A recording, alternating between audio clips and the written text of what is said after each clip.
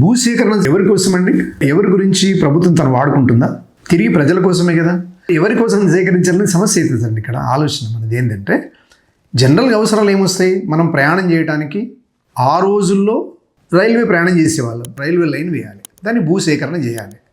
అందులో ప్రభుత్వ భూమి ఉంటుంది, పురంబోకు ఉంటుంది, అన్ని రకాల భూములు ఉంటాయి. రైల్వే శాఖ తీసుకుంటుంది, రైల్వే డిపార్ట్మెంట్ వాళ్ళకి భూమి కావాలి. మన ఊర్లో చెరువు వెడల్పు చేయాలి. ఉన్న శిఖం సరిపోతలేదు, కింద పంట పొలాలు ఎక్కువైపోయినాయి, ఊర్లో ఆబాది పెరిగిపోయింది, తినేవాళ్ళు ఎక్కువయ్యారు, పంట పెంచుకోవాలంటే నీరు చెరువు సైజు పెంచుకోవాలి. పర్కులేషన్ ట్యాంక్ అంటుంది. ఆ చెరువు సైజు పెంచాలంటే చెరువు విస్తరణ కోసం కూడా భూమి సేకరించాలి. భూమి రబ్బర్ కాదు సాగదీయడానికి, రబ్బర్ కాదు. కాబట్టి మనం ఉన్నదాన్ని పట్టా భూములను పట్టాదారులు త్యాగం చేస్తే కొంచెం వెడలు పెంచుకుంటే నీళ్ళు ఎక్కువ పెరుగుతాయి. ఒక టీఎంసీ ఉన్నది నీళ్లు 1.5 టీఎంసీ వరకు పెంచాలంటే చెరువు విస్తరణ పెంచాలి. దానికి executive engineer irrigation I&CAD irrigation command area అంటారు దాన్ని. వాళ్ళు అడుగుతారు మన ఊరు నుంచి పక్క ఊరికి రోడ్డు వేయాలి. రోడ్డు వేయాలంటే భూమి కావాలి కదా. అన్ని గవర్నమెంట్ ల్యాండ్లు ఉన్నాయి, పట్టదారులు ఉంటారు. మనం ఇంతకుముందు ఒకసారి చెప్పుకున్నట్టుగానే రోడ్డు వేయాలంటే రోడ్డు వేయాలి, ఇక R&B వాళ్ళు అడుగుతారు. అయిపోయినాయి కదా. ఇంకా మన ఊరికి ఒక 100 ఊర్లు కలిపితే పెద్ద సబ్స్టేషన్ కావాలి, కరెంటు. మన 4 సార్లు కరెంటు తయారవుతుంది, కొత్తగూడలో కరెంటు ఇవన్నీ తయారైన కరెంట్లు రావాలంటే స్తంభం వేయాలి. ప్రతి స్తంభానికి కూడా మనం ల్యాండ్ అక్వైర్ చేయాలి. అక్కడి నుంచి పెద్ద సబ్స్టేషన్ కట్టుకోవాలి.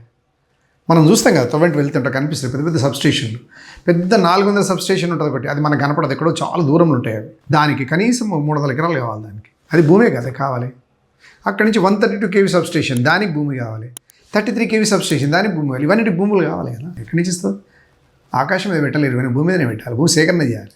బార్డర్లో ఉండి ఎంతో కష్టపడుతున్నారు సైనికులు, మంచి చెడు కాపాడుతారు వాళ్ళు. శత్రు సైన్యాన్ని ఆపాలి. వాళ్ళందరికీ కూడా ఏం కావాలి? ట్రైనింగ్ కావాలి, తుపాకు దాచిపెట్టుకోవడానికి కావాలి, అవన్నీ కావాలి. అందుకని డిఫెన్స్ రక్షణ వ్యవస్థ కూడా భూములు కావాలి. వీళ్ళందరికీ భూములు కావాలి. భయ్ ఎక్కడి నుంచి ఇస్తాం? గవర్నమెంట్ దగ్గర ఎంత ఉంటుంది భూమి? వెనకటి నుంచే వేరే వాళ్ళ దగ్గర ఉంది కదా భూమి. నవాబులు అనుకున్నాం, తర్వాత మొఘళ్ళు అనుకున్నాం, అలా అన్నీ పోయినాయి. మనం ఇండిపెండెంట్ అయింది. స్వతంత్రం రాగానే 1947-48 ప్రాంతంలో జాగీర్లన్నీ అబాలి చేసి పెట్టేసిన మన సొంత భూమి అనుకున్నాం. అయినా కూడా వాటికి సొంతదారులు వచ్చారు భూములు కలుసుకొని. ఇప్పుడు ఆ భూములు వాళ్ళ దగ్గర ఉండిపోయినాయి. వీళ్ళ దగ్గర తీసుకోవాలి భూములు. అంటే ల్యాండ్ ఎక్విజిషన్ చేయాలి. It is called land acquisition. ఒక పట్టాదారు నుంచి భూమి సేకరించేదాన్ని ల్యాండ్ ఎక్విజిషన్ అంటారు. ఇంకొకటి ఏమంటారు? గవర్నమెంట్ దగ్గర ఉంటుంది కదా, నేను ఇంతకుముందే అన్నట్టు అలినేషన్ అంటారు దాన్ని. ప్రభుత్వ భూమి ప్రభుత్వ అవసరాలు తీసుకుంటే, వినండి, ప్రభుత్వ భూమి ప్రభుత్వ అవసరాలు తీసుకుంటే అలినేషన్ అంటారు. పట్టా భూమి కనుక ప్రభుత్వం తీసుకుంటే దాన్ని అక్విజిషన్ అంటారు. రెండే తేడా, ఇంకేం లేదా. అటవీ భూమి కూడా తీసుకుంటాం. వాళ్ళు నోర్లేని ఇది కదా, వాళ్ళు మన ప్రకృతి సంపద, ఆదివాసీలు, వాళ్ళ దగ్గర కూడా తీసుకుంటాం. వాళ్ళకు కూడా కాంపెన్సేషన్ ఇస్తాము. కానీ అటవీ హక్కుల చట్టం అది వేరు ఉంటుంది. కానీ అయినా కూడా భూమి కావాలి మనకు. ఇప్పుడు వికారాబాద్లో దామగూడెం అని దాదాపు 1100 ఎకరాలు సేకరిస్తున్నారు. మేము చాలాసార్లు మాట్లాడినాం కూడా.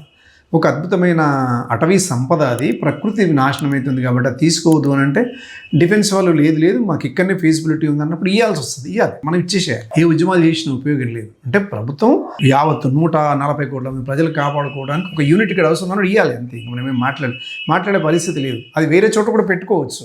లేక మాకు ఇక్కడనే కావాలంటే మనం ఏం చేయలేము. కేంద్రం అది, మనం ఏం చేయలేము. కాబట్టి డిఫెన్స్ కూడా అవసరమే, రైల్వేస్కి అవసరమే, రోడ్లు వేయడానికి అవసరమే, డ్యాములు. ఇప్పుడు పెద్ద పెద్ద డ్యాములు కట్టుకున్నాం. కాళేశ్వరం కట్టుకున్నాం, దాని అవతలనే మల్లన సాగర్ కట్టుకున్నాం, దాని అవతల ఇంకోటి రకరకాల ప్రాజెక్టులు కట్టుకున్నాం, నాలుగు సాగర్ కట్టుకున్నాం. మీకు తెలుసో తెలీదు, నాగార్జున సాగర్లో కొన్ని వేల కుటుంబాలు వెళ్ళిపోయాయండి.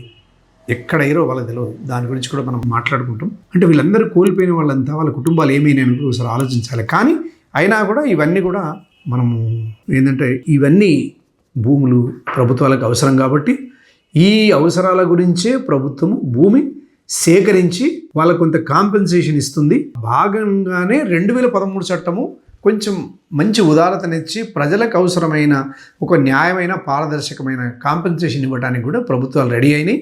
ఇది కొత్త చట్టంలో వచ్చినటువంటి ఒక మంచి మార్పుగా మనము తీసుకోవచ్చు.